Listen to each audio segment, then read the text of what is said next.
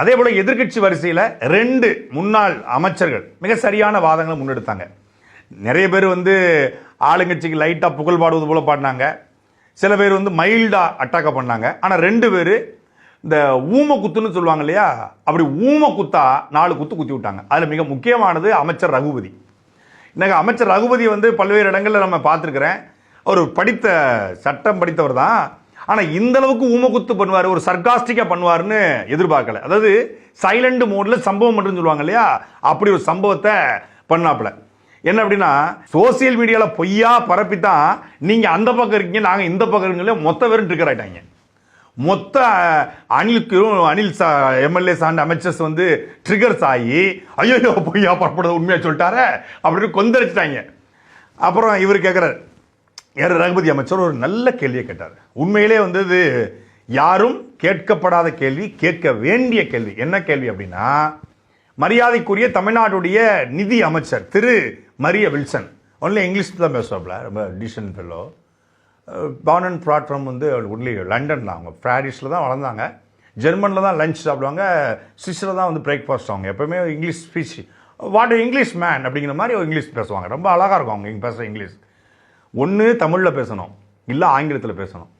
பிரிட்டனில் பிச்சை எடுக்கிறான் பிச்சைக்கார பைய, அவன் கூட இங்கிலீஷ் தான் பிச்சை எடுப்பான். இங்கிலீஷ் பேசினா அவன் அறிவாளி கிடையாது. அமெரிக்காவில் ஆடு மாடு மேய்க்கிறான்ல, அவன் இங்கிலீஷ் தான் ஆடு மாடு மேய்ப்பான். ஆடு மாடு கவுண்டை கூட 1 2 3 4 6 7 8 9 அப்படின்னு தான் பண்ணுவான். அதுக்காக அவன் பெரிய அறிவாளியா? அப்படிலாம் அர்த்தம் கிடையாது.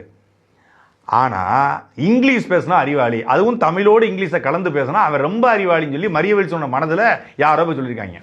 கான்ரபிள் சீஃப் மினிஸ்டர், இது பிரிட்டன் பாராளுமன்றமா? Honourable chief minister cool, reply பண்ணுறோம், ரிலாக்ஸ் பண்ணுங்க. என்ன தமிழே வரலங்கிற மாதிரி.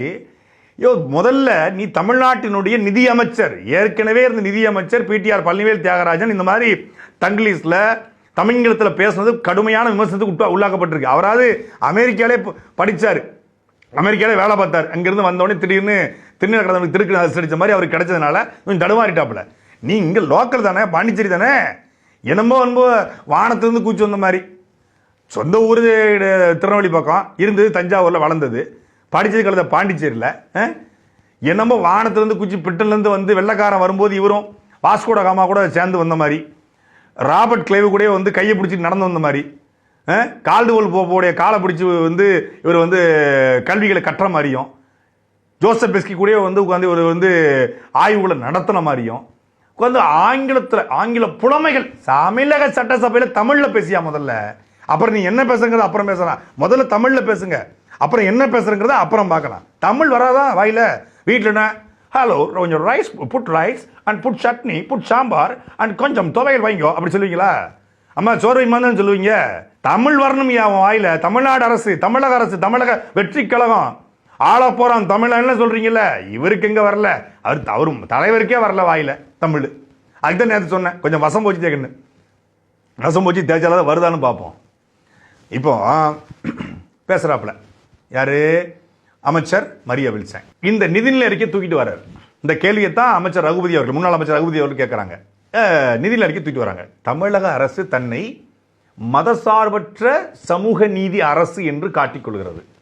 இந்த அரசில் இருக்கக்கூடிய முதலமைச்சருக்கு ஒரு மதம் இருக்கலாம், இந்த அமைச்சருக்கு ஒரு மத பின்னணி இருக்கலாம், இங்க இருக்கக்கூடிய வாக்காளர்களுக்கு ஒரு மத பின்னணி இருக்கலாம். ஆனா அரசு என்பது கட்சி, ஒரு கட்சியினுடைய தலைவர் ஒரு மதம் சார்ந்து இருக்கலாம், கட்சியினுடைய பொறுப்பாளர்கள் ஒரு மதம் சார்ந்து இருக்கலாம். ஆனா ஆட்சியில் வரக்கூடிய ஆட்சி என்பது ஒரு குறிப்பிட்ட மதம் சார்ந்து இருக்க முடியாது. இந்தியாவில் எந்த ஆட்சியும் நடத்த முடியாது. ஏன்னா ஒரு செக்குலர் கண்ட்ரி இது, செக்குலர் ஸ்டேட் இது.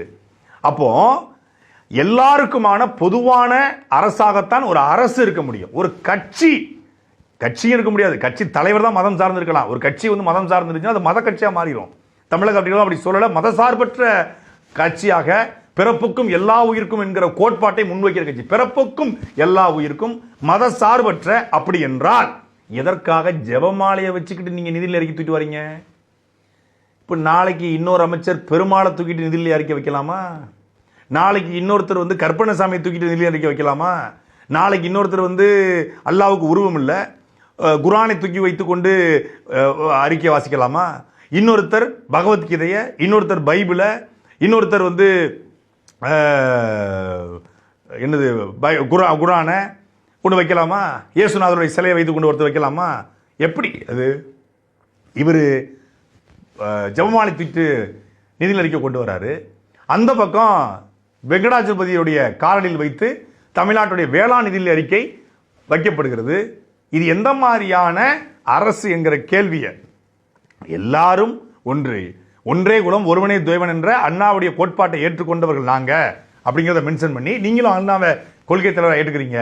இப்படி வெங்கடாஜலபதி காலில் கொண்டு வைப்பதும் ஜெபமாலையை தூக்கிட்டு வர்றதும் எந்த மாதிரியான அணுகுமுறை என்ற கேள்வியை சாட்டை எடுத்து அடிச்ச மாதிரி கேட்டிருக்காரு அமைச்சர் ரகுபதி. அதுக்கு எந்த பதிலும் இந்த பக்கத்துல இருந்து வரல. ஜிப்பு தான்.